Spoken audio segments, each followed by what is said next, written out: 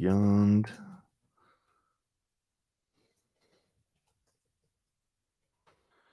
All right. ChatGPT has told me that today's name of the session should be called, based on some of the things I wanted to talk about, Beyond Scarcity.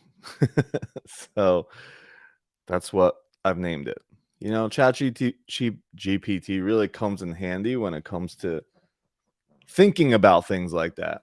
I outsource, names and stuff. And sometimes ChatGPT is good, sometimes it's really bad. But for those of you guys that are here with us now, thank you and welcome this morning. Um, this call is, and for those of you guys that are new, is based off of the teachings and influenced by the teachings of A Course in Miracles. That is this book right here. And and so we try to bring together spirituality and the material, right? I think it's important for us that we realize that our journey is one that is spiritual, and it isn't just the hustle and bustle of life, right? It isn't just the collection, the accumulation of wealth and things, but it's what do these things stand for? What are they for? And so we do this every Wednesday, every Sunday at 7 a.m. Pacific, 10 a.m. Eastern. And Natalia is, my right hand over here on these calls. If I ever miss these calls, which I never do, okay, fine, I've done it a couple times. But Natalia will take over and run these calls. So Natalia, you can say hi, and let me make sure that all of this is running. Hi everyone. It really brought a lot of joy in my heart today, seeing all the faces I feel connected to every single person on the Zoom. I can't see who's online on the Instagram, but I don't know, I felt it today, so that's why I just put it on the chat. So I'm blessed to be here. Thank you, Alex. Nice, awesome. Thank you. And she's going to chime in when she has things to add on these calls, and feel free, anybody, this is an invitation, and I want to put this out there right now, that if thoughts and ideas come up as we are talking today, the ask or the invitation is actually that you share it. I don't think anything happens by accident, right? And we are all a contribution to this call just by being here. There is a collective mind working on this call. So if there's thoughts that come up, it means it's come up inside this space. And so please share. You never know whose life you'll actually touch and impact by sharing. And the message will probably become clearer and deeper because of your share. So yeah, just notice and be aware and conscious of the thoughts that come to you as we start this call today, which is going to be really the conversation beyond scarcity. And I think our every single one of us, if you live inside a body, or if you have a body, so anybody watching, anybody here, obviously we are in a body and we are witnessing through the physical, the body eyes, right? That's how we're seeing. And so the first part that I put down for today's topic is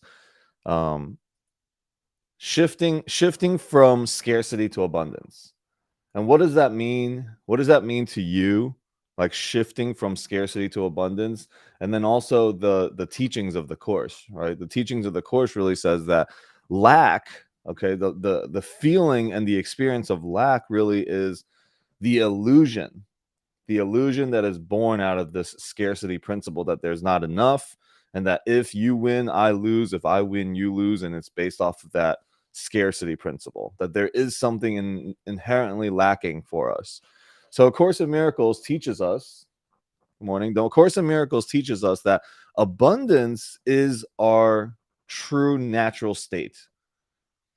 And scarcity is literally it's a perception by the ego. So by aligning our minds, to the truth, which the truth is that our natural state is abundance, by aligning that our mind to that abundance, we can actually go beyond scarcity.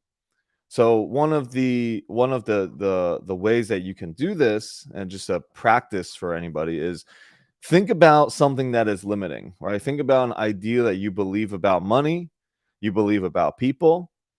Okay, so first determine, is it limiting you or is it empowering you? So the idea that money is hard to come by, you have to work hard for money. It's an idea, okay? Not negative, not positive, but it's an idea. That idea is not the truth. And this is what the Course is saying, that idea is not the truth. It is an illusion, because you can challenge that with other evidence to make it true or not true. So if it's a perception, it isn't the truth. And all we have to do to shift it is, and this comes from the Busting Loose from the Money game, which is to think about create three evidence that contradicts your belief about it. See, the goal here is to recognize that an illusion is illusion, so it doesn't have the grip and the grasp on you like it's the truth. Okay, so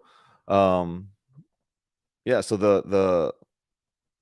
the idea that something, when you realize that something is an illusion, it no longer grabs you like that, right? That, oh, this is not the truth. See, we don't even think that. We automatically put it into our subconscious mind that this is the truth, and we operate from it, and we don't know how it's actually affecting our life. We manifest based on that thought system, that money is hard to come by, that I have to work hard for money. And so your whole life runs around this idea that isn't even the truth.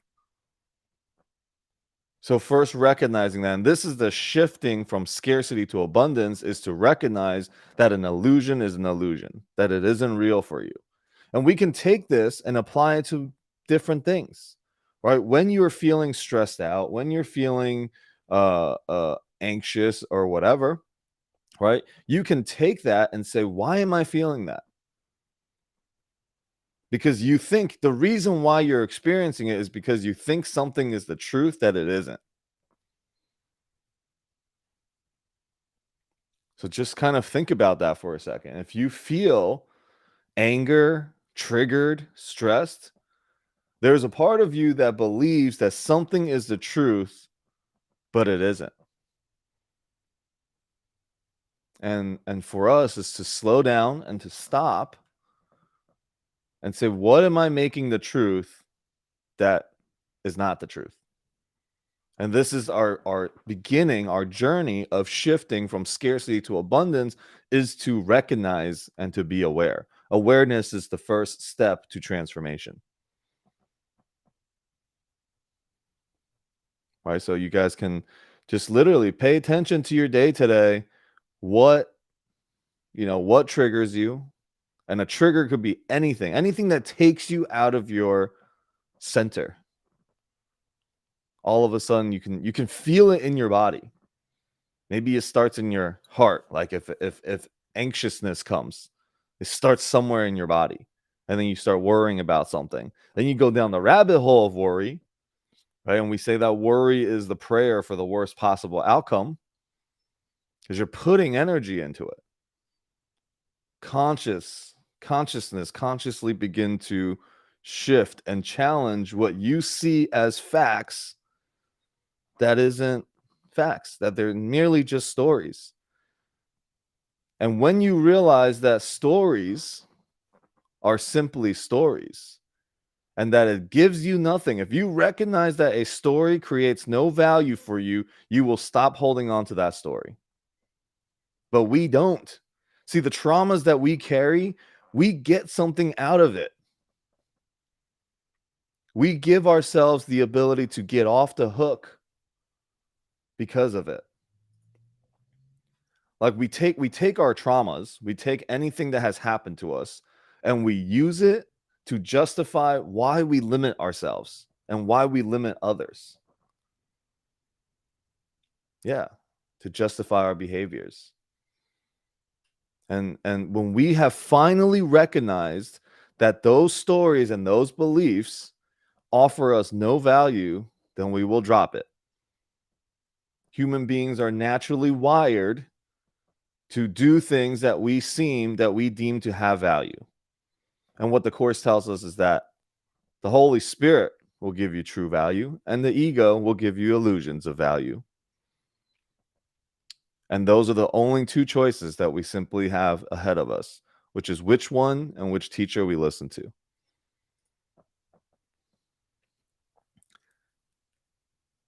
So in that moment right there, I actually began a recording and then ended it. So I think I just created a short in the middle of this. I'm going to get good at this. I'm being intentional. I'm breaking up this call into small bite chunks so that people that are just jumping on and watching for a couple seconds or a couple minutes can also get some value. And then also here we can have kind of breaks that I don't just go on a 45-minute tangent, right? And so we take a little break right there. And if anybody wants to share anything or say anything about that, feel free to add to this conversation while I take a sip of water. Really quick, I think there's a way, because I know when I do podcasts, they just record everything and they go back and they take the snippets. I know you don't like watching or hearing yourself. I see you shaking your head going back, but I know there's an easier way if, in fact, you don't enjoy the current process you're doing, and I could look into it for you. But if you don't want to do that, go back into the recording and then you create your own shorts and snippets, then okay. But if you are interested, I can help you. Well, I want to spend an hour and a half on this call, and then I don't want to spend another hour and a half to relive this call. Right. And that's my thing. I'm like, oh my God, that's an hour and a half that I just like went and lived in the past. So then I try to get people to do this. And it's just like when you aren't on these calls and you're my video editor, first I gotta pay you a whole bunch of money to watch an hour and a half of this. Right. Second, they don't really understand this, or they don't really know, or maybe it's so mind-blowing for them that they can't even focus on taking the clips out because they're like, what? What is this? Right? Because this material is heavy for people in the beginning. It's a big challenge. You got to put the sword and the shield down in order to hear. And we've been talking about this topic, which I want to revisit and bring back to life and remind us again, which is the battlefield. Right? We talked about that. Last week we first started about the putting the sword and the shield down and really getting off the battlefield. And then people shared the examples of, yes, I put my sword and shield down, but I'm still like right by it. I'm ready to pick it up anytime. It's like, okay, I know to put it down is the way to peace, but I don't really believe that peace is available, right? I believe people are still dangerous. So I'm really close on my hand. I'm in reaching distance of my sword and my shield. So then literally I keep myself trapped in one place again. Because we talk about being able to walk through war zone and a battlefield, that we see battles and we just don't participate. And the more we practice that and the more we allow that to fade into the background, we walk into the meadows, right? Just the beautiful meadows. It's just there's nothing, no war, no battles going on. But we are human beings. That means we will constantly be tempted to go into battle. If there's nobody else battling, our ego is going to start bringing up the scarcity and the sense of lack of yourself, and you go into a battle with yourself. And this is why people say, sometimes people will say things to each other like, oh man, you're so attracted to drama. You like drama. Well, who doesn't like drama? Everyone's got the ego, and the ego loves drama. Go ahead, Brooke. You made a statement about walking in the battlefield but not participating. And my question to you is, how do you justify getting involved with something when you see something wrong being done, and staying in your own lane? And I think people as humans, as caring about other people, when you see wrong being done or someone being disrespected or even a perfect stranger, I remember a while back I saw this guy literally shove this, was a little abusive. And I struggled like, okay, do I get involved or I stay in my own lane? How do you deal with those type of battles in life? When do you help somebody and when to stay in your own lane? Yeah, so I'm not gonna you go as extreme as physical, because physical is kind of too real for people to be like, oh, there's no bodies and nothing's happening. But let's just say an argument breaks out, and women being as crazy as they are, they're gonna be yelling and beating the men up, and you're like, man, the poor guy is getting his ass kicked, and it's wrong for her to be talking to him like that. We see this all the time, right? So the husband beaters, and so do we step in? Do we step in and be like, no, you shouldn't be doing that. You should respect your men, and do we do that, or do we just simply look within ourselves and see why do I believe a conflict is happening? Why do I believe something is wrong? Right? If we take it down to that, this is just an individual. Like if these two people were the whole world, then maybe something is off. But because they play an intricate part of a whole, we can't actually tell if this happening is not for the greater good of the whole. So in that, can we walk through the battlefield? I mean, if somebody is kicking a puppy, I'm going to stop it. But then can I stop it without bringing my mind to war afterwards? Without judging this person, without demanding punishment for this person, without shifting the stories in my mind about whatever, right? Changing the natural state and then putting a story that's going to change who I am. Right? And that's what we do. We collect stories, and it becomes and it dictates the way that we do things. And when we look for conflict, we will always find conflict. And that's why we begin to get more and more scarce about trusting people, about, money situations. And the more we try to hold on to something, see, here is the caveat of abundance, okay, or scarcity. The more you try to hold on to something, the less you will have it. It works the same in your relationship. The more you try to control and hold on to your partner and mold them into this, the more they're going to want to break out and be tired of it at some point. The more you want to hold on to money, the more money is going to slip. It's like trying to hold on to water. The harder you try to hold on to water, the more it comes out between your fingers. The more you just let it sit, it will sit. Right? So that's the kind of the thinking that we have to recognize for ourselves, is that, man, the things that we think work doesn't really work. Why do I still keep doing it? Just challenge those things here and there. Right? So the recognition, and here's the second part of the call today, is the recognition that lack, okay, the illusion of lack, recognizing that lack is an illusion, that none of us really are in scarcity, that we don't lack anything. So the course reminds us that scarcity is a lack that is projected onto the world. So even the world that you see is a result of your ego projecting separation into the world. And so when we recognize that scarcity is an illusion, then we can free ourselves, and we can open ourselves to see the possibilities of abundance, of infinity. Right? That everything is working for us.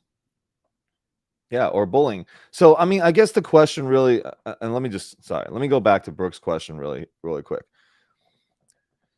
See, this is why the course is hard for people to grasp, because we can grab contradicting things. But the only place that we can grab it from is the physical world, not the spiritual world. Because if we saw spirit, like spirit and spirit talking, or just being exchanging energy, right? If we just see energies being exchanged, one, we make up a whole lot of stuff about the world, that when a person is bullying another person, this is wrong, you know. But let's draw it out into eternity.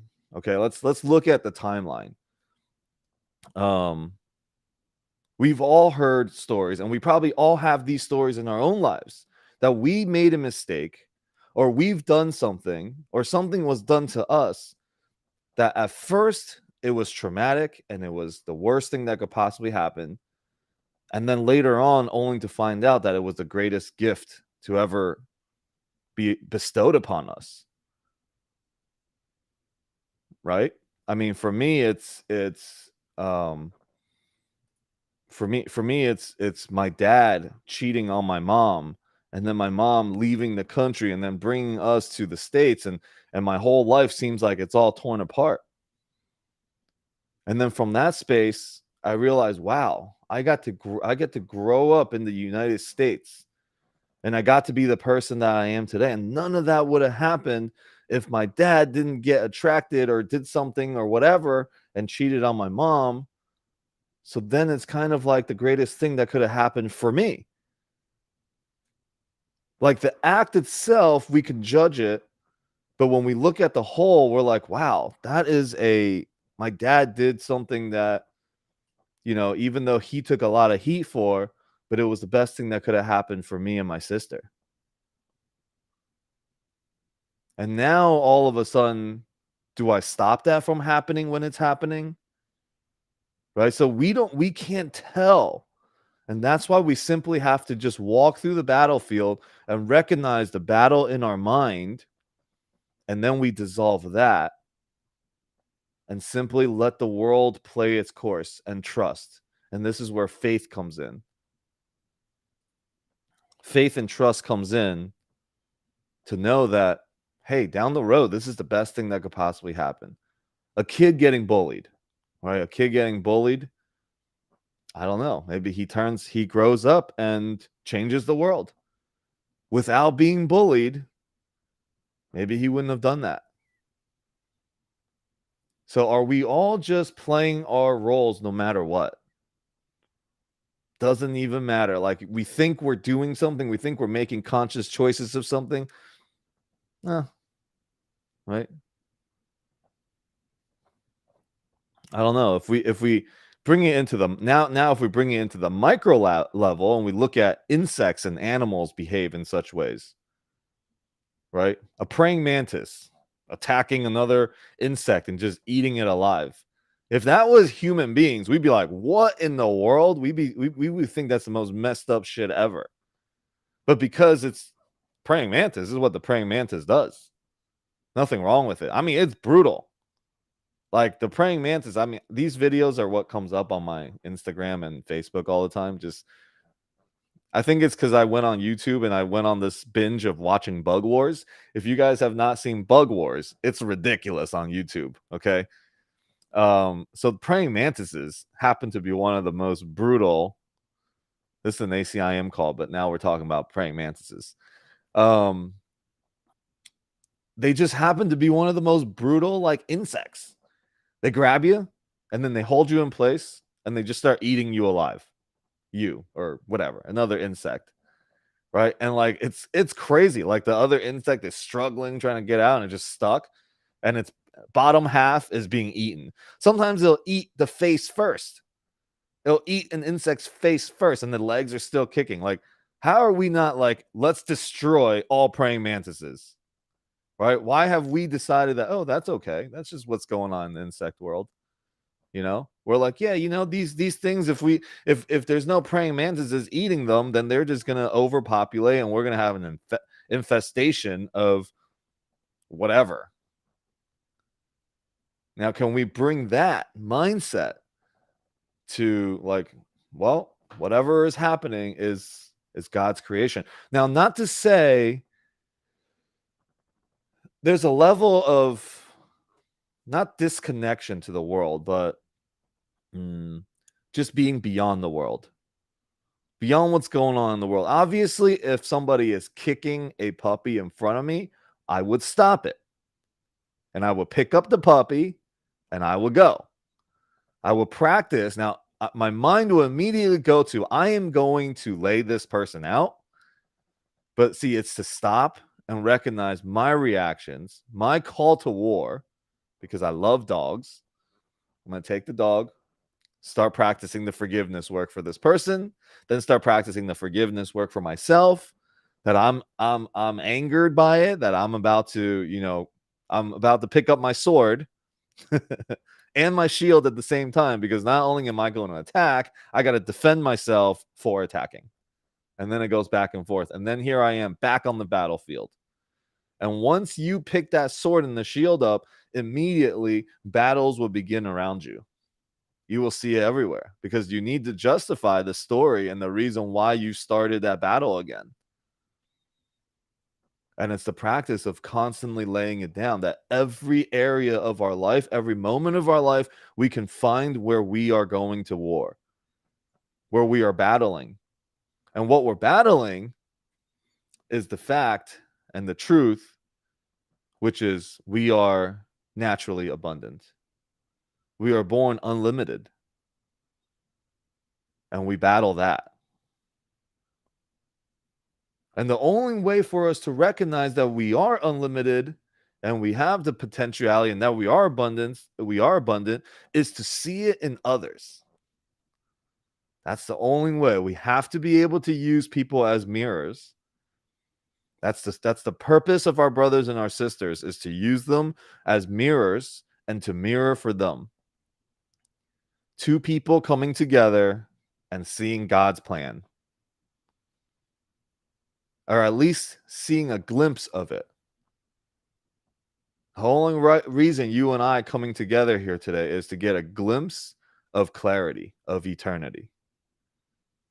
And then we'll be back off to doing our other things that we do in life. The reason you and your spouse are together is to get a glimpse into eternity. But when we lose sight of that, see, the vision of one world costs you the vision of the other. When we lose sight of that and we're like, oh, are you spending enough time with me? Did you do this or did you do that? When we go into that, we lose sight of the fact that we came together to witness God. That's it. Shit, I didn't record that. That was so good. God damn it. Hey, Elise, welcome. It's so good to see you.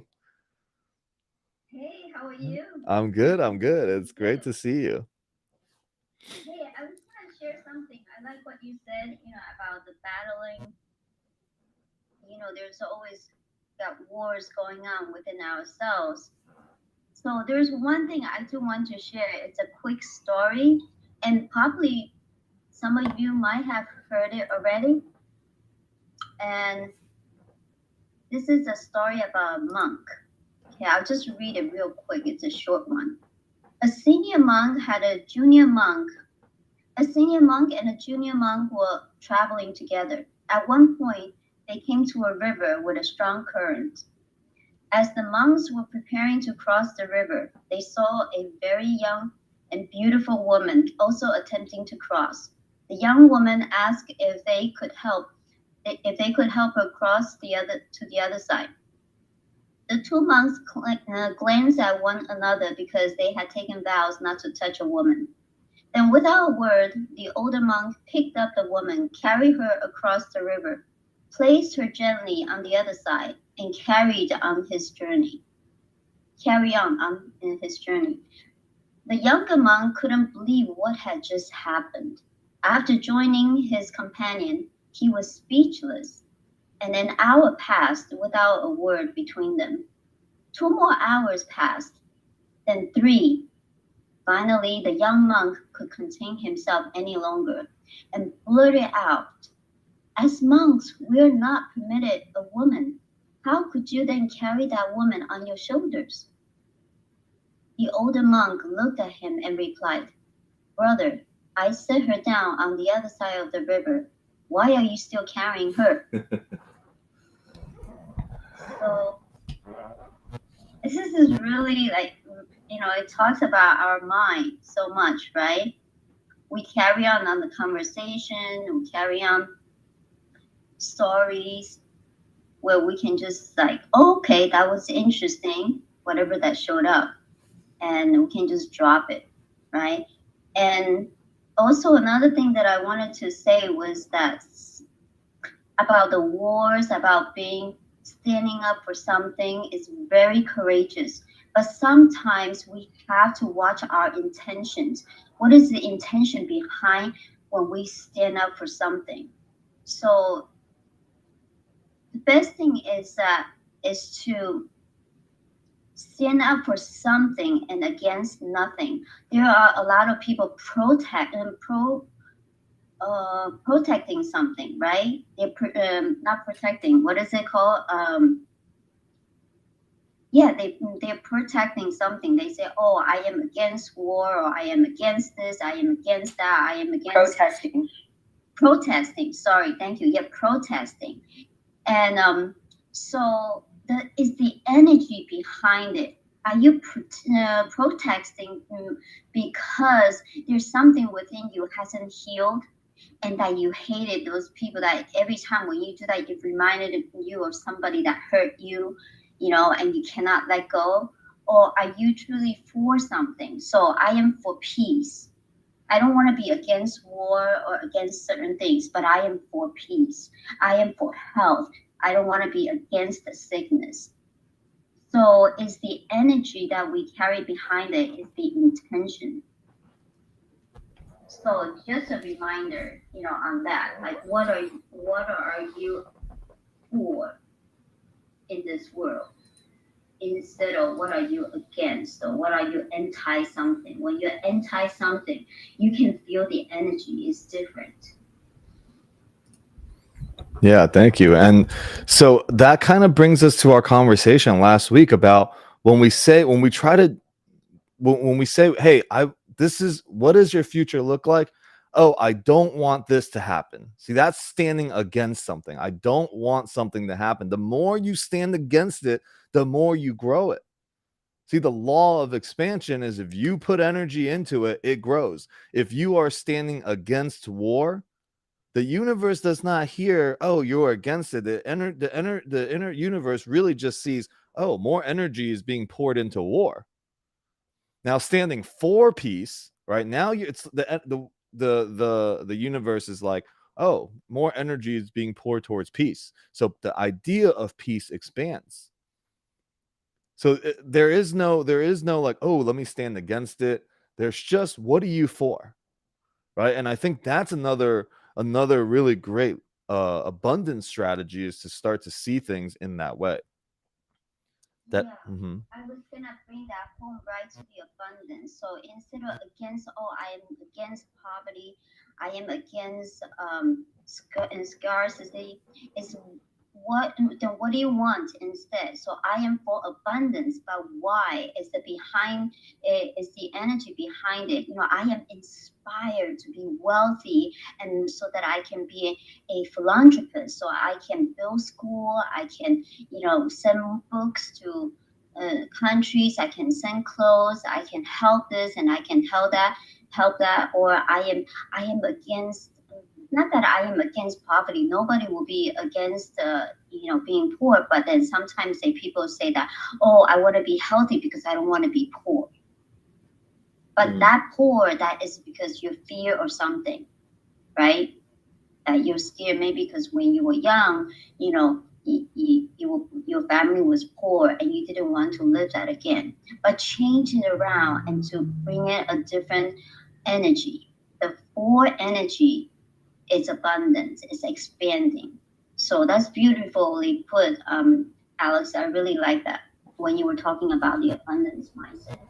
Oh, thank you, and you too. Great story. I love that story, and yeah, good reminder of that today. So, what are we still carrying? What beautiful lady are you still carrying?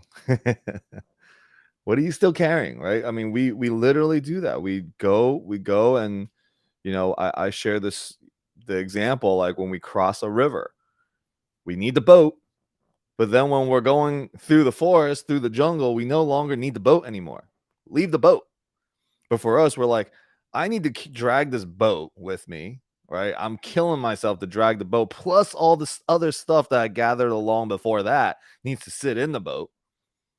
And that's how we walk through life. We have all these chains and things that we don't need with us anymore that we still carry.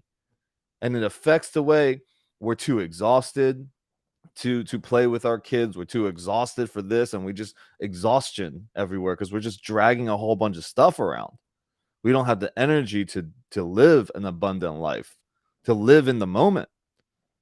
Right? We think about, I'm always so busy, so I don't got enough time. When somebody asks you for something, your automatic answer is, no, I can't make it. Can't make it. Don't got time. Right? Or if there's an opportunity that comes, nope, can't do it. Right? I got, this is all I got. Can't do it. We carry a bunch of stuff that we don't need, especially our childhood trauma that we come and we project into our adulthood relationships. Man.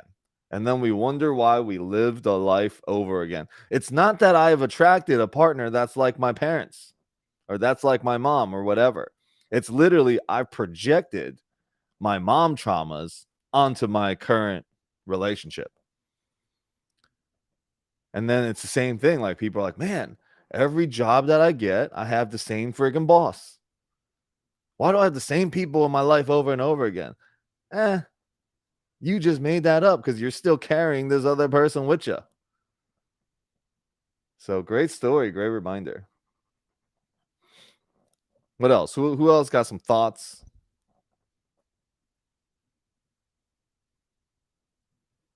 Okay, so we're moving now the next path, right? From okay, now what do? We've recognized some of these things.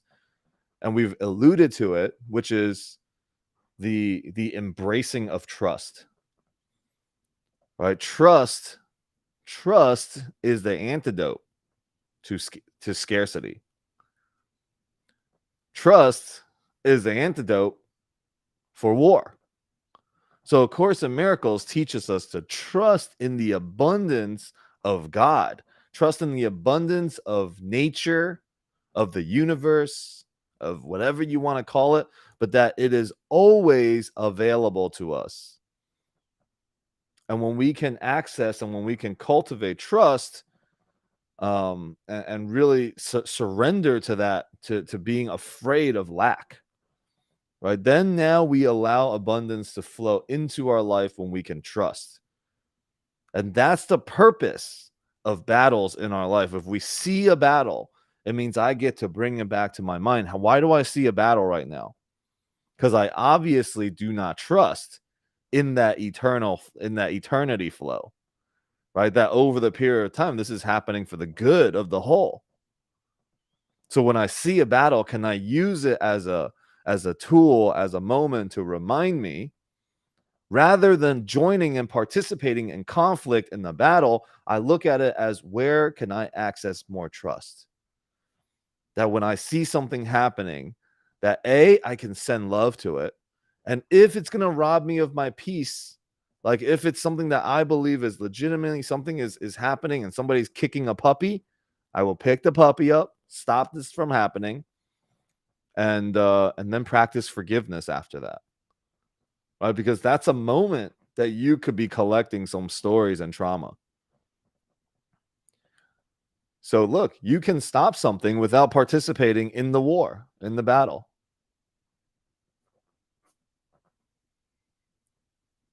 And so that's the the accessing of trust. And really the Course says at the end of the day, whether you do or you don't do, it doesn't really matter. Life will always auto-correct and course correct. You don't need to burden the weight of God on your shoulders. You simply just get to be an extension of who you are, which is really the the core of everything is to recognize who you are. And that is it. Is to recognize that you are the light of the world and you are a reminder to that light. That means every single moment, can you interrupt the way of the world and remind people that this is a spiritual journey? That you and I on this call is not 18 separate people, but 18 spirits joining together. And the people on Instagram too. We're spirits uniting to remember each other, to remember ourselves. Now, how does this all go back into money, right? We've gone down the woo-woo world lane for too long. And now we're like, okay, great. Now I'm like spiritually cleansed. But what the hell do I do about my bills that I gotta pay? Right? Because now back to reality. But being grounded in that and beginning to see that even the idea that I won't have what I need to pay for my bills, which we all do eventually, we all figure it out. Money sometimes just lands in our laps, and in those moments when it's real, and this is why I want to bring like money and spiritual conversations together, because this is a constant reminder that's needed. Okay, it's not just for me, it's not just for you to hear, but it's for me as well. Every day we are around the conversation of money. Everything we do, our majority of our life is around working with money. That means we must begin to see money as a source, as a device, as a tool for good, instead of seeing money as just like this scarce thing. Money, we have all sorts of, and I'll get to you in 1 sec, Natalia. We have all sorts of stories about money. Money represents for us power. Money represents status. Money represents, everything for us. Can we start to remove that illusion right there? Money is simply an exchange of energy, of appreciation. It's a thank you. There's a Japanese philosopher, or I don't know what you call somebody that's a philosopher in money, but he has the thank you, the method, arigato, for money, something like that, which is every time money is being exchanged, there's a thank you that happens. There's a prayer of thank you. Here, this is my thank you. Yes, Ken Honda. There's a thank you. It's when I give money, it's a thank you, instead of it's a piece of paper that represents all, like, how many hours I worked for and blah blah blah, all the things you have about money. It's a simple, like, this is my thank you. And then when people give me the money, it's a thank you. And it's an exchange of gratitude. Okay, go ahead, Natalia. Nick. What came up for me was something that Marianne Williamson shared in the talk the other day, and it was explaining, it goes back to the introduction of the course and saying how we have free will, so I can think whatever I want to think. And God created the law of cause and effect. So although I can think whatever I want to think, also the cause of law and effect, what it does is that every thought that I have creates form at some level. And so going back to the money conversation, if I think money is evil, or people that have money don't serve the community, or whatever thoughts it is that I have around money, that thought's going to create some form at some level. And so what she went on and said is that, and I love how she put it, and I hope I can deliver in some way. But basically that that the God creates the answer at the level when the problem occurs. And he does that by giving us our friend, the Holy Spirit, the comforter. And so the moment that I notice that I have some thought that's creating something, and that's where the answer lies, just give it over to the Holy Spirit, and that will be transformed. And that really stuck with me because it always goes back to the introduction of the course. It's like that's where everything's at, and it's really starting to land. So I wanted to say that. Yeah, the course is great because the course is the truth. There is no, I mean, the course is the truth. So the things in the course that it says that stays, the truth is something that remains constant. If something remains constant, that means at different times in our life, we can see it and understand it again based on the illusions that we hold. Right? Using our illusions to refer back to it gives us deeper reflections and meaning to it. But the course says, dude, this shit is simple. It's because your mind is twisted and you keep going into, good, bad, true, false, the duality thinking. You're confusing yourself and you come back to the truth, the message. And then all of a sudden oh, yeah, that makes sense now. It's always made sense. We're just crazy. So the cause and effect. Okay, let's talk about cause and effect for a second. The course says that we have it upside down. Cause and effect. Something happens outside, ends up having me not having enough money, and then this happens. The cause is outside, and I'm at the effect of it. That's the scarcity thought, right? Because then we create the stories around outside and being a victim that we can't do anything. We have to justify the fact that we think we are lacking. Of course, we're going to make it so outside things and we play victims to things because it's easy. I take the responsibility off of me, right? Oh my God, I'm the one that thinks I'm lacking, but I don't want the responsibility of it. It's somebody else's fault, right? So the cause and effect is really to come back to, so there's kind of two levels of cause and effect. First is to recognize that why this whole thing happened is not because I'm a victim to something outside, but I am the cause of it. It's in my thoughts, and that's what created this situation. Now, layering it onto the same truth, God is the cause.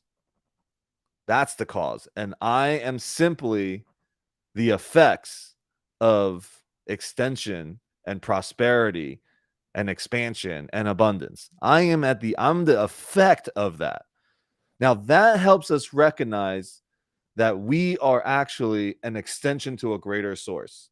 And the course actually says our only problem is our disconnection to God. That we stop at here. Cause and effect goes this way, and we're like, okay, I got it. I'm the cause. I'm powerful. But the reason why you're even seeing yourself as powerful is simply to recognize that the greater power is powerful. Right? And another way to put this is, we talk about, there's a lot of talk about how in families, right? You're like, I got this family member and all I do is give. When I can't give no more, I just give again, and we keep giving. That person or your family or your kid or whatever is put into the world to teach you and to show you the capacity in which you're able to give.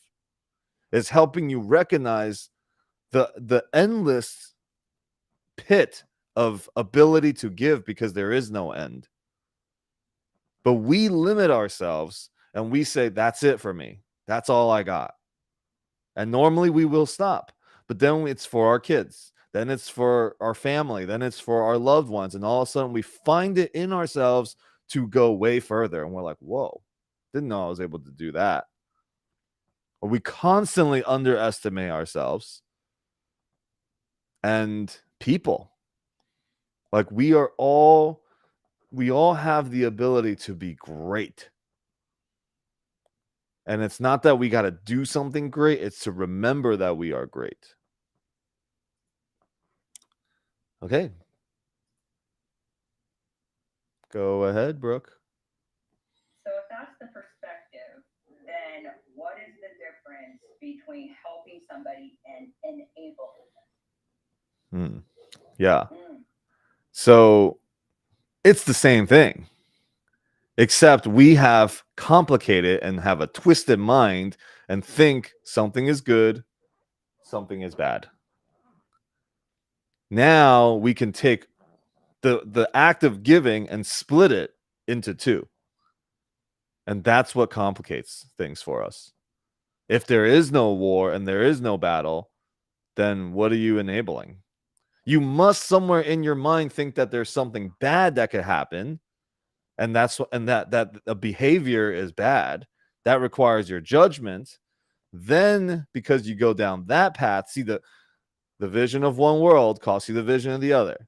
If you think that what you're doing is going to cause a bad habit, first, bad habit exists in your mind. Judgment exists in your mind.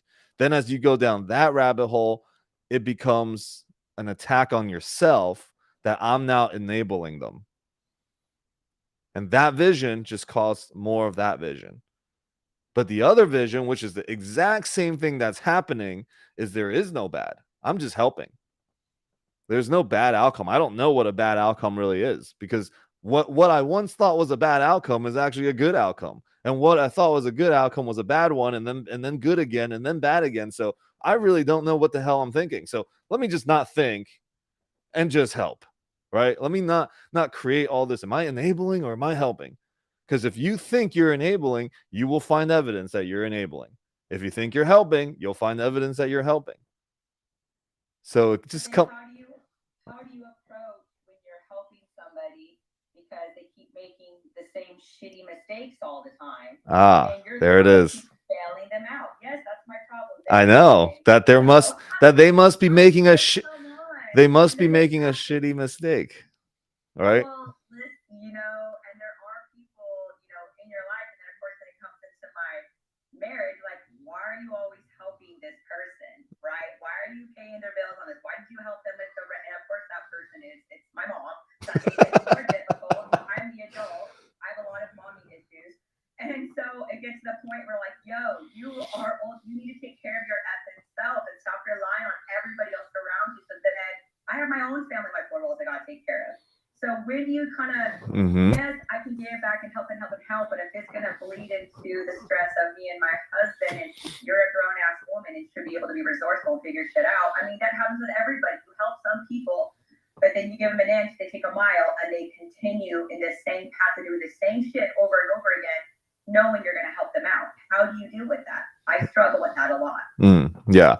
Now, I know all of us probably have a form of that problem also, right? That idea, because it might, for her, it's her mom, and it's a situation that looks like that. For you, it's a different form. That's the same challenge and the same struggle.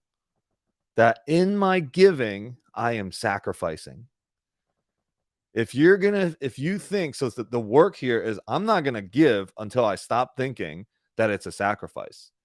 If I think I'm sacrificing and I'm giving, then of course it's going to turn into an attack on her, right? It's going to be an attack on her, and that everything is bad, and now whatever she does, you can't see any good in it. You've trapped her in your mind. Now I'm saying it to you because all of this whole story that's working out around you is all in your mind. Okay, and it's going to be hard to be able to grasp this because we think it's physical, right? We think it's literally affecting my family. Okay, then don't do it and see what happens. Also, I don't respect people with those with a victim mentality, and that's her. And that's also my mental, where people who play the victim and, oh my God, it's everybody else's fault and it's not you, and you don't take accountable for your actions. That's a major turnoff for me. And unfortunately, my mom is one of those people. So that's my only other hiccup, and I battle with that too. So yeah, so here is the perfect example of the cause and effect. Okay, you exemplified it so well, and thank you, Brooke, for bringing that up, because the fact that you can see her as a victim means victim exists in your mind, and that means you cannot escape from it. You will see it everywhere. No, she made herself where she's at. I know. Hold on. I know. Okay. So I'm saying, but you see her a certain way. It doesn't matter where she's at. You see her this way, and you feel like you're a victim to her, but really, you think she's a victim, but really, you are a victim to her. I am a victim to you being the way you are.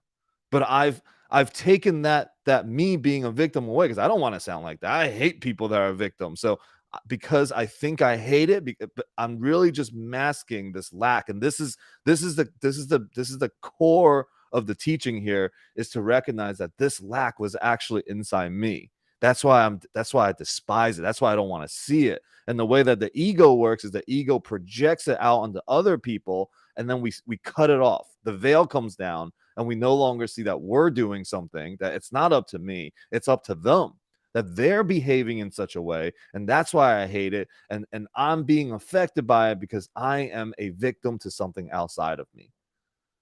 And so I know it's very real. The situation's very real for you, and maybe we got to just reflect more and be more sensitive to the conversation. But I'm gonna lay it out like it is, and this is what the course teaches, and it's a perfect example about attack.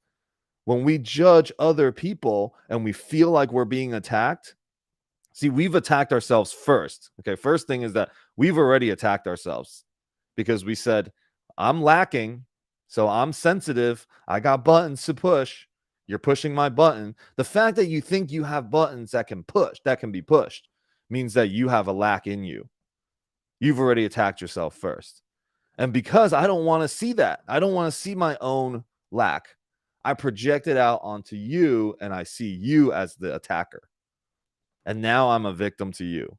And the cause is that you're this way, and it's cause, and I am at the effect of you being this way, right? You being that person. So it's a really great topic. This is really amazing to bring up, and thank you for sharing that, and vulnerably, authentically with all of us, because this is something that we can learn. We can apply it to our own lives. That, like, how do we do this too? Right? Because my mom is grown. My mom is a grown lady, a grown woman. My sister and I give her money every single month, and we give it with zero reservation. Sometimes I'm like, man, this is a tight month. And maybe I'll just be like, hey, mom, it's a tight month. Just, give me a couple more days to send it to you. Right? I don't know. Maybe I'm enabling her to be more scarce with her money, because she doesn't seem to be any less scarce about not having money, even though there's just money coming. So, but I don't need to think that. I just give. When I give, and the string is gone. There's no strings attached to it. I don't want to make up no stories. I just give it to you. Do whatever you want. You can do whatever you want, and I'm not going to think that it's a waste of my money and I shouldn't have done it and this and that. Next month, here it is again. All right. She's got that. Her best investment was in her kids, and it's going to provide passive income. So now we're back to the passive income. Get yourself some passive income. And we'll talk about that on my Monday and Thursday night calls. Through real estate, how you get yourself some passive income.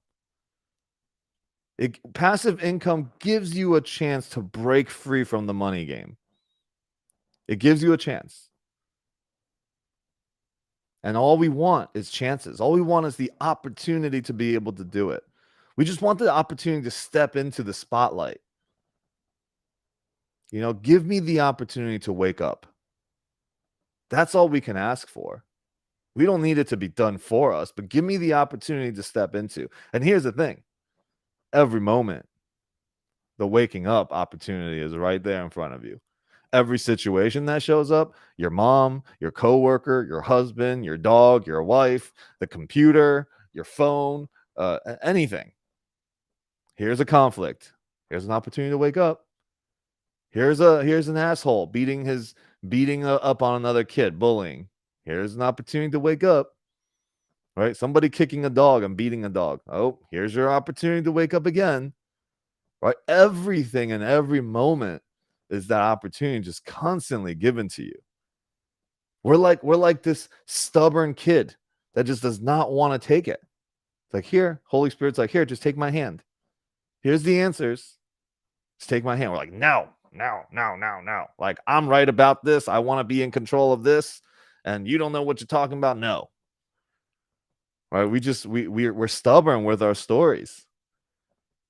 And that's the funny part, you know. And can we start to laugh? First, let's begin to laugh at our insaneness.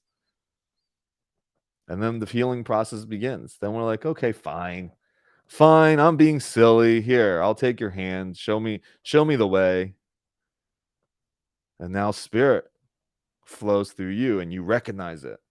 And as you start to recognize Spirit's flowing through you and you recognize your own mistakes and all the things that you've made, all of a sudden compassion and empathy flows through others, to others through you.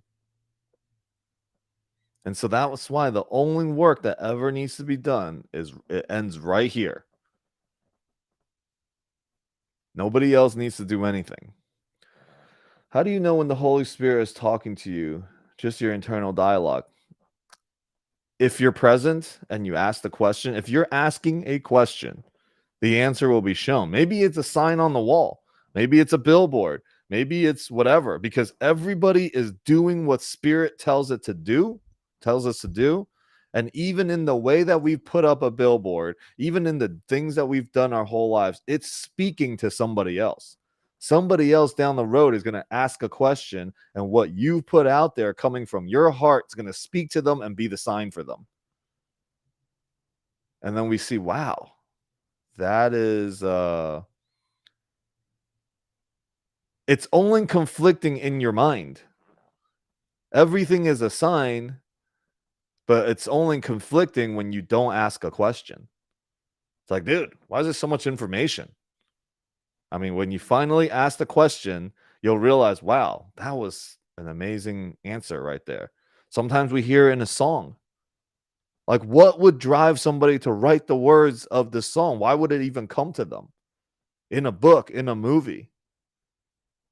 We think that somebody's just being creative, but it's Spirit speaking and reminding ourselves and reminding each other. And when you're in a moment, and this is why when you go through stuff, it's not about holding on to it, it's about sharing it. In a moment's notice, we can be the answer for somebody else, and somebody else is the answer for us. This is why it's just about keep shining your light and putting yourself out there, because you never know when you're going to be the shining light for somebody. You know? Yeah. And really, you know, the conflict is always going to come from our dual thinking. If I do, am I going to create more bad, or am I going to create more good? So we don't know. We just do, and we just give, and we just sing our song, and we dance our dance. All right, have a good one. And we just keep doing it, right? Go ahead, Natalia. I thank you for that. I love this cause and effect, and what you said earlier about God is the cause and I am the effect was so profound. It took my everything exploded. I realized that the ego was using the cause and effect to go into guilt and blame. Because if I see a repetitive, it's like, oh, there goes my thinking. How am I'm creating that because I'm thinking it. So how am I still creating that? So this next layer of God is the cause and I'm the effect removes for me the blame and the guilt that the ego is using cause and effect for. So thank you for that. I just wanted to mention. Really profound. Yeah. And then we're going to forget it. Like literally when we get off this call, And we're going to go right into the world as the cause, and I'm at the effect of the damn world. Right? Why can't this just happen? So it's a constant reminder. God's the cause, you're at the effect. You're an extension of God. That's it. We just got to keep reminding ourselves that, and that all things are working out for us, for our greatest good. And when I say our, I don't just mean me, I mean for the greater whole, for everybody. And until you line your mind to abundance, scarcity will just keep showing up. It will show up because it's trying to show you that it has no value. It makes you feel shitty. The anxiety and the stuff that comes up with it, it doesn't have value. Stop holding on to that idea. That you feel like you're enabling your mom. Stop holding on to that idea because it's only eating you at you. That idea is not serving you. It's not serving your peace. That's a belief that, let me put it onto my worksheet. Oh, so I have a little worksheet on my on Busting Loose I created, which is you put your belief on there, then you write 3 contradicting evidence and beliefs or something to contradict that belief. Right? God can say the same thing about us. When he blesses constantly, he's enabling us. Oh my God, that is freaking great. Oh my God. Exactly. We bring it up. We're like, dude, God keeps blessing us, and we just keep doing the dumbest shit out over and over again. You know, God should just stop giving to us because he's just enabling us to be more dumb. He's enabling us to create more conflict. You know, he's like, hey, Brooke, here's a bunch of money. Here's a bunch of great people. Here's awesome community to be a part of. And I'm going to shower you with abundance. And you're like, shit, take this money and I give it to my mom and enabling her. And God's like, yo. Okay, I'm jumping in. Okay. So here's my problem, and maybe I need to, like, if I'm giving you, so for example, if I'm giving you money to help you out and you're going and spending it on drugs, you know, it's like, or you're just blowing it on a Louis Vuitton purse when you haven't paid your rent. I'm sorry, that's going to piss me off. I gave you this money for your rent and you're dropping it on drugs or a Louis or beer. Pull your head out of your ass. And maybe that's me. And maybe I need to change my mental. I'm sure I do. But I am not going to give my hardworking money that I bust my ass for when we're a family of 6 with 4 daughters for you to go blow it on dumb shit. So keep me honest here and tell me if I have to improve. For me, I'd rather just not. I'll give money to homeless all the time. So I always give away money. Like, I don't care what you're doing with. I don't know what. Maybe because I don't know what you're doing with it, right? And every time I go to Starbucks, I have some extra money. I buy for the coffee and the shit for the people behind me. What if he's an asshole? What if he's a rapist? I don't know who the heck he is, and it makes me feel better not knowing what they're spending it on. Maybe that's part of my problem. When I find out that you're spending it on dumb shit, I don't want to help you anymore, regardless if I have the capability. Yeah. I don't know what your thoughts are on that, but there's that. I mean, it's the practice of new moment, new possibility, new moment, new possibility, right? I'm giving to you've up to this point, every time I give you money, and I wouldn't say every time, because you might be able to find a time where you gave her money and she actually put it in the right place and did the right thing. But because she has done some stupid things with it, now it's every time I give to you, it's that. And if she sees anything, and maybe she just wants a little bit, maybe she's, you know, like looking deeper into her life, right? Like maybe she's challenged with something. Maybe she's just like, she's got this, you know, that's the only way out is temporary, you know, satisfactions with drugs, with buying a bag so that she can feel a sense of worth or something. Right? I don't know. So in the moment, huh? I said not on my dollar. I know. So it doesn't. So if it's not on your dollar, then don't give it. Because don't rob yourself of your peace. You're not in a place, you know, where you can just be like, here's the money, blow it, and I'll still be at peace. Right. So if you're not there, then don't create the drama and that for you. Be like, all right, well, I'm not gonna give you money, but if you need your rent paid, Tell me who to send the check to. I go pay it. Now you don't got a problem. You're still giving your money, and rent's paid, right? So at the end of the day, it's like, let me take accountability for what I'm experiencing, right? If I'm just giving you money, that means, yeah, you're going to go and do whatever you're going to do with it. But if I'm only giving you money, see, this is tight agreements up front. If I'm only going to give you money, hey, mom, I'm going to give you money. It's for rent. It's for food. And since you can't do that, I love you. So I'm going to pay the rent. Okay. I'm going to put you on this food plan. And at least you got that covered. Everything else, you figure it out. Right? Tight agreements. Instead of, here is a check. I hope you pay your rent. I hope you eat, and then leave it loose. That's kind of how we do all agreements in our life too. And then we were like, man, you screwed me over and all of that, because everybody's got different interpretations of stories and different priorities. And we expect everybody to have the same priorities as us and think about us rather than thinking about themselves. And we expect too much from each other. Right? Let me give so that I can feel good, because I give to this person behind me that's at Starbucks. He's going to go and buy drugs afterwards or whatever. Doesn't bother me none. But because I've created a special relationship with my mom, I have expectations for her. And she hurts me. Right? So all this work is just internal for ourselves. Yeah. I just give because here you go. I give because I can. I give because I'm abundant.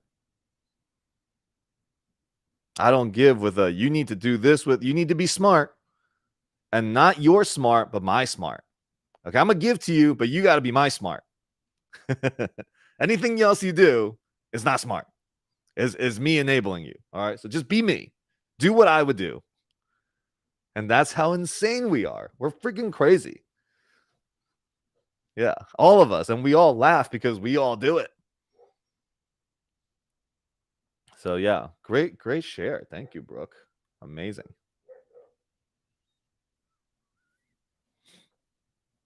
All right. What else? So the last topic that I wanted to touch, to fix and to practice, and the application for all of this is, of course, the practicing of gratitude, right? Harnessing the power of gratitude. If I can just, and gratitude, let me bring gratitude to my grave, to my deathbed. We're going to have to call upon it at some point in order to find peace. Let's just cultivate it now. Let's practice it in the morning. Let's practice it every moment. I'm grateful for this. I'm grateful for this. Right? The more you start accessing the power of gratitude, the more you will see love happening. Right? So the practicing of gratitude of my mom, like if I focus on, how dumb she's being, then everything's dumb. But if I practice gratitude, I start to see beyond it. I start to pierce the veil of words and actions that she's doing. I go beyond it. I start to tap into my spiritual sight. I start to feel with my heart and not my mind. Like beyond that, love will conquer any insecurities and any judgments and attacks that you possibly have.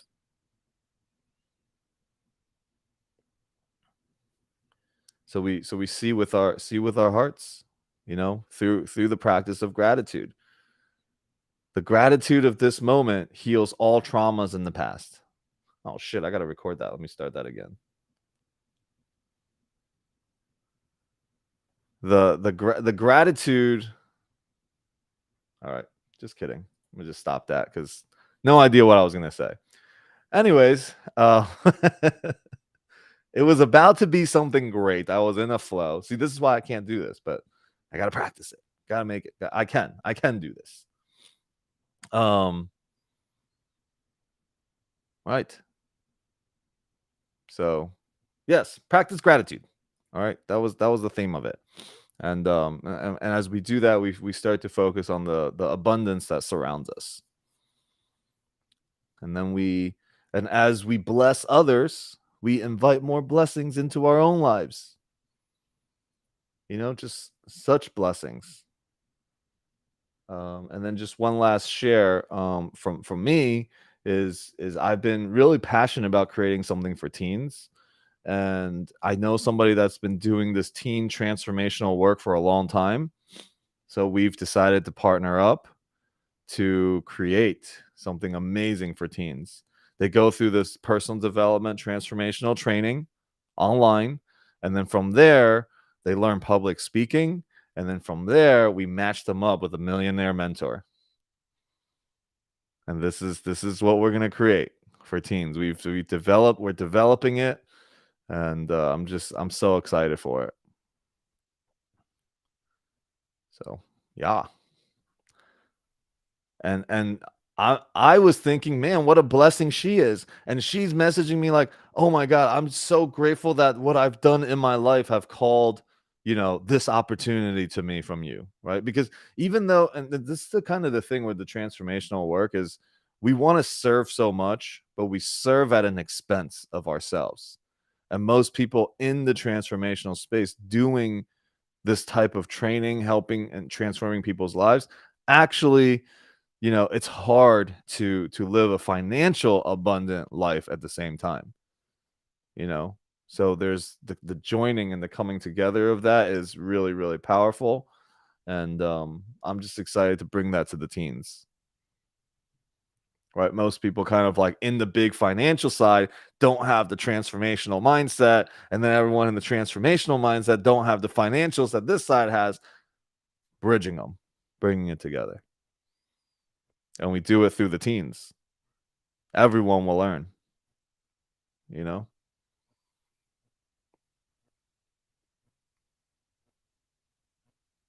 Right. So yeah, any other thoughts? Any questions? Any feedback about today's call? Maybe forgot to even read any passages from either the course or Marion's book. I've just been so obsessed with this year of miracles. Brooke, I'm so excited that you got the book too, Brooke. So excited. Now it can bless you like it's blessed me and blessed us on these calls. I liked it because it's just a one page, it gives you a message. I'm only on day 4, but I love it because like on day 4, it's God goes with me everywhere because God is in my mind. And then it kind of gives you like a small paragraph about it, how there's no problem that God cannot solve. And then you have like a 4 or 5 sentence prayer, and I feel like sometimes when I wake up and I'm reading it, it applies to whatever I'm currently going through, and I tell myself faith over fear, faith over fear. But the one for today that I really like, it says, no matter what I go through today, I need not fear. For God is all powerful and God is here. I am never separate from the one who created me. There is nothing I can do to make him turn his face away from me. I am loved, I am cared for, and I am totally safe in the arms of God. And for me, I've always need to feel safe, like because growing up, I never felt safe. And I have all of these projects and different things I'm trying to do, and I'm trying to remind myself faith over fear. And especially yesterday, a bunch of things happened. I was like, man, and then I woke up and read that, and it applied to what I was currently going through. So it's a great book. It literally takes 2 minutes for you to read it, and it puts things in perspective. All right, awesome. You see, I was very excited right there for you having this book. Me too, because of course the miracle. I've been using the big ass book, and I do what Grant does when we go to Grant's office. And I don't know if I'm sure you've been to his office. That's where you and I met. Was flipping through the pages. I'm like, God, this is so big. I flip through the pages, and I would just stop on a page and read it, right? Like what Grant does, because he says all my books are gold. It don't matter where I go to. So that's, and then when you told me that she had like a day to day, which is so much more digestible. Oh, I got it. Amazon has it. It was within 2 days. So now every day I get a little excerpt from it. Oh, that's awesome. Yeah, and ultimately all the information comes from the course, right? So these are great. I think Marion's one of the greatest, the best teachers right now of A Course in Miracles, or at least the most well-known and the most, she can articulate it very well. and touches people's hearts as she's speaking.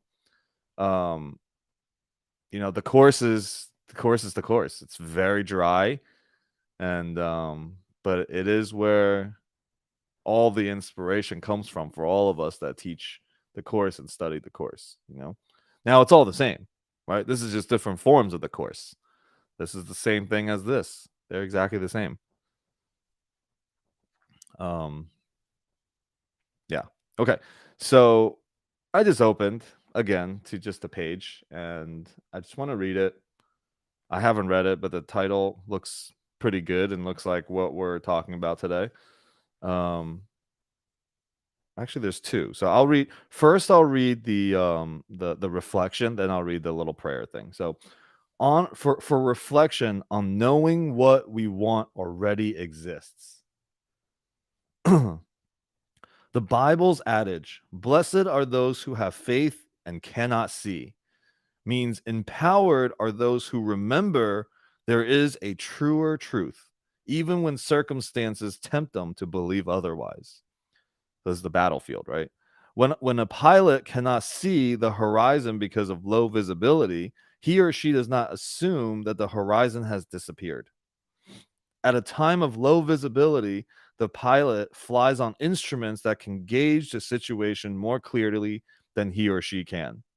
Faith is like flying on instruments. It's acting on the assumption that just because you can't see a possibility at the moment doesn't mean that it's not there.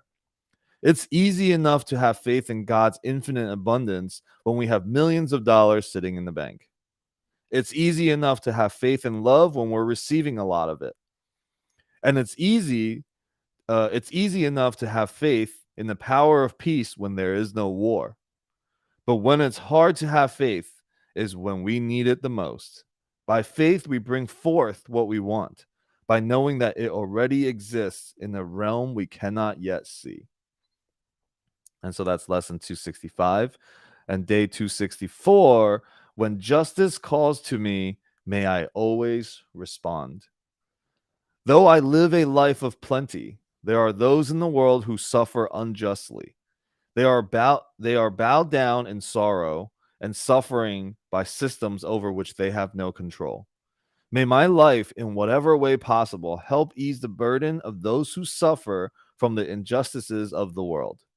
May I not forget that I am here to extend the compassion of God, to help repair the world, to heal the hearts of humanity. Whatever I can do with my love and with my efforts, may Spirit guide me and give me the power to do.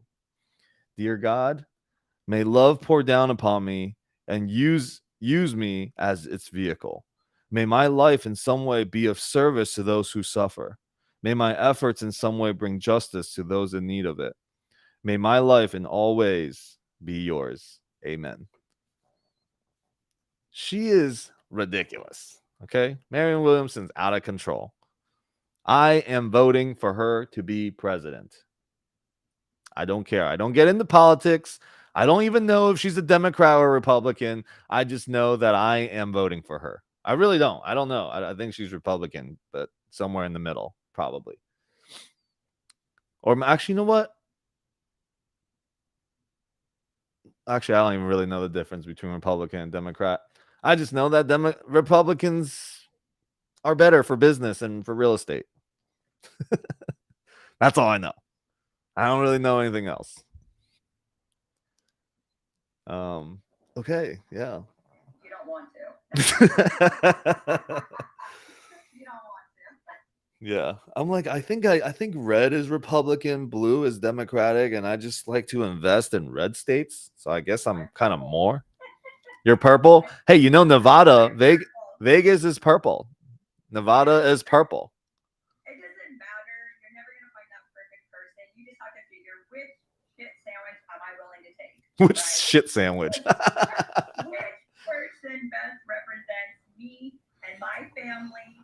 What are the pros and cons? Because there's no such thing as a perfect candidate, and there's not. So you just got to kind of roll with the punches and pick the best shit you can, right? Yeah. I picked Marianne Williamson's shit. I like it. I didn't realize she was freaking running, so you brought it up on my phone and go, what the hell? Really? I know. And she gets no love. Like on the big channels, they don't let her on and stuff like that because they're like, nobody needs to hear about love. All right. And it's kind of sad. And she brings that up a lot on her like lives and stuff. And I follow her. I listen to her. After every one of these calls, I tag her as a like an invite collaborator type of thing. So hopefully she'll see one day. She did respond to me on her live one time before I was throwing my virtual conference. I was like, I'm having a virtual conference. I think it would be amazing if you were on it. It would bring, there would be a lot of people seeing you and giving you a stage. And she was like, hey, email that to me to my email. She actually read it live on the comment that I put and told me, but I sent her like 1,000 emails. Probably too busy for it. But I did. So I have this DMing thing going on for my social media. And I did get Dave Hoffmeister, who's one of the other great teachers of A Course in Miracles on LinkedIn. And he says he will be on my podcast. So he's like, send me the email, which I still haven't done because I'm so nervous. You should put it in the email subject. Want more? I can get you votes. Change it from a political standpoint for what's in it for her as a subject. I can get you more votes, and then all of us together can recruit a shit ton of people for her to be on a call that you're leading and sharing. That's going to grow her presence, and it's free. I know.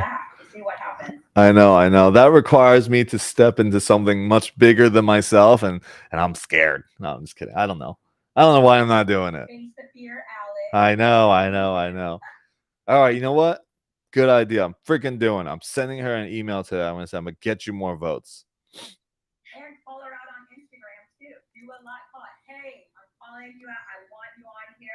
You want more votes. I have tons of people, large following that love you. Let's get you on the platform. Da-da-da. Call her out. You know what I'm saying? Put her out on Front Street. Tag her. I've seen so many amazing people do that.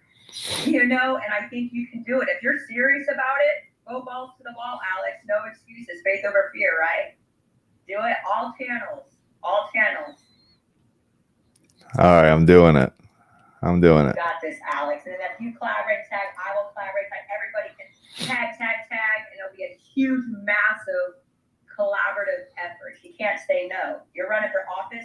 You need the people. I know you ain't getting that much funding. Let's keep it real. You know what I'm saying? Yeah. So let's run it. Yeah. All right. I'm doing it. Okay. Wow. That brought tremendous stress over me for a second, but I'm going to do it. I'm doing it today. That's my mission today. All right. Hold me accountable. Message me later. Everybody be like, did you do it? Actually, you will see it on my social media. Let's get her elected. I'm adding a reminder to my phone every week, Alex. I thought I was just doing today. Jeez. Okay, let me take a picture of everyone that's here so I can tag you guys.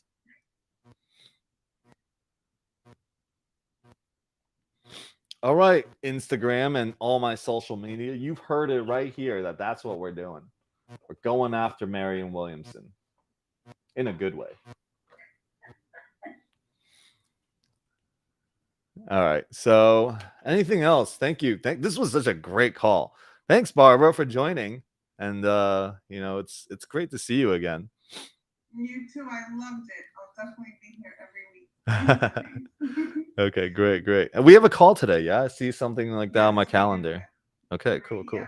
Mm-hmm. All right. Beautiful. Perfect. All right.